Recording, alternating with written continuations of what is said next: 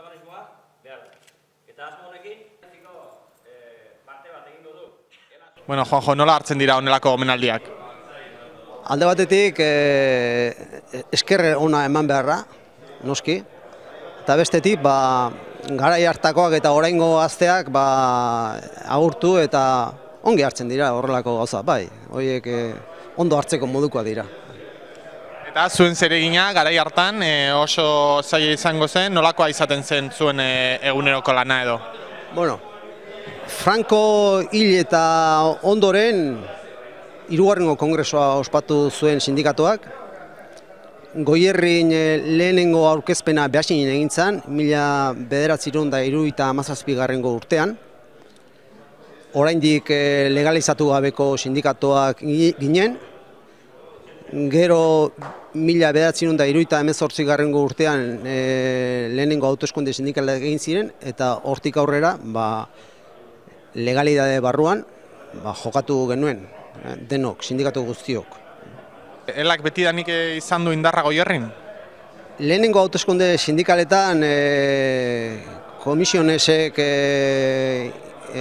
irabazi zituen zenbait enpresetan, eta 1980tik aurrera ELA izan da nagusi urtetan zehar, eta gaur egun ere nagusitasuna handia dauka, orokorrean 150 dauka Goierrin. Eta nagusitasun horretan jarraitu ahal izateko, zeintzuk dira aurre egin beharreko erronkak? Langileen interesei erantzun eta gizarte interesei erantzun egoki bat eman, gertutasunetik, hurbiltasunetik, gazteien gana iritsi eta orain dauden arazoei eta murrizketei aurre egin indartsu. Bai, gaur hemen egin behar dugun omenaldia da, 100 urte hauetan militante veteranoak eta militante gazteak egon bar gara. Herri bakoitzean akto ezberdinak egin behar dira, baina gogoraketa egiten, 100 urte hauetan ze pasatu danelan. Gaur hemen igartzan egin behar duguna da, 4 militante historiko bere esperientzia eman, eta beste 2-3 militante berriak, sartu berriak garenak, ze erronka dauzkagun eta ze ikusten dugun ela barnean.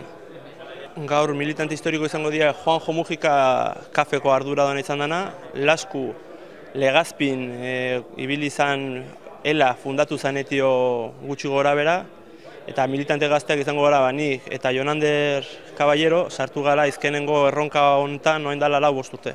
100 urte askorako ematen dute, baina beste hainbeste bete ahal izateko garrantzitsua da aurrekoen testigantzak ezagutzea.